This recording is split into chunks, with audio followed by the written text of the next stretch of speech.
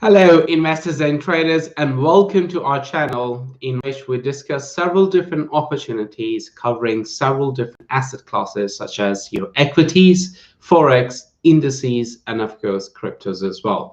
My name is Naeem Aslam. I come with a wealth of 15 years of trading experience. During this time frame, I have worked as a hedge fund trader for Bank of New York Mellon and as an equity trader for Bank of America. Currently, I cover research for Trade as a chief market analyst.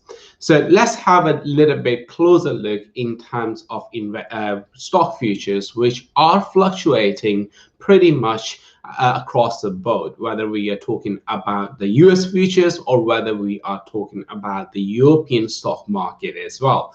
And the reason for that is investors are very much concerned about one particular factor, which is they are just not that confident that the third lockdown, the wave of the third lockdown that we're seeing is really going to have any better influence on the economic recovery, or it is going to have, let's say, less adverse influence on economic recovery. Because right now, we are really looking at a situation where the UK, the British Prime Minister, announced a third lockdown, meaning that everything is going to come to standstill until mid-February at least. And that is going to have a massive influence on the stock market, on the FTSE 100, despite the fact that we are not seeing much movement for the FTSE 100 index. But these bankruptcies are very much likely to be rolled over, and we're going to see them in the coming weeks. More importantly,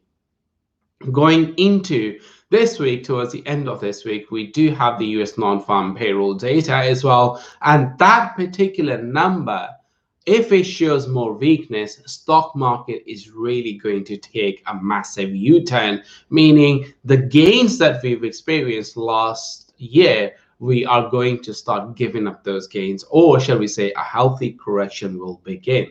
As for my own personal portfolio, I completely liquidated my entire portfolio as of yesterday because I believe that there are more odds skewed for a healthy correction rather than this particular stock rally or this equity rally to continue. Now, in the commodity space, yes, there is still that risk of trade very much taking place because gold prices are moving higher, currently trading at 1944. And as long as this momentum continues, the door remain very much open for the prices to go and challenge the 2000 price level, because yesterday's price movement was quite big actually, because gold prices moved substantially from 1913 or even below to all the way to 1944 price level. So this indicates that investors are not comfortable in holding riskier assets in their portfolio, meaning they want less risk in their portfolio and they do not favor any stocks right now, and they wanted to move into cash, something what I did already yesterday.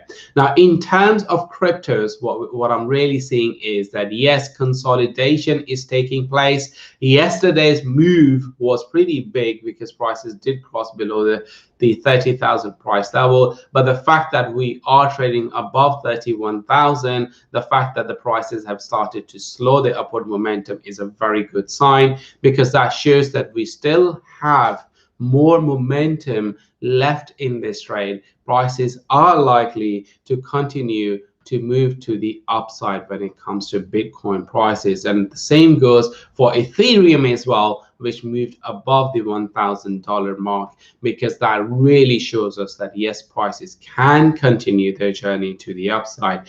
As for crude oil, no doubt the pressure is very much building up and the move momentum is very much skewed to the downside. Investors and traders are looking at what the OPEC committee member are really going to do with respect to supply. So far, the expectations are they will not increase the supply substantially. There will be very minuscule increase. That's all for today, folks. And remember to subscribe and like the video if you find them useful, and please comment, and share the videos so that I can really produce this sort of a content that you really like. That's all for today. I'll see you guys next time.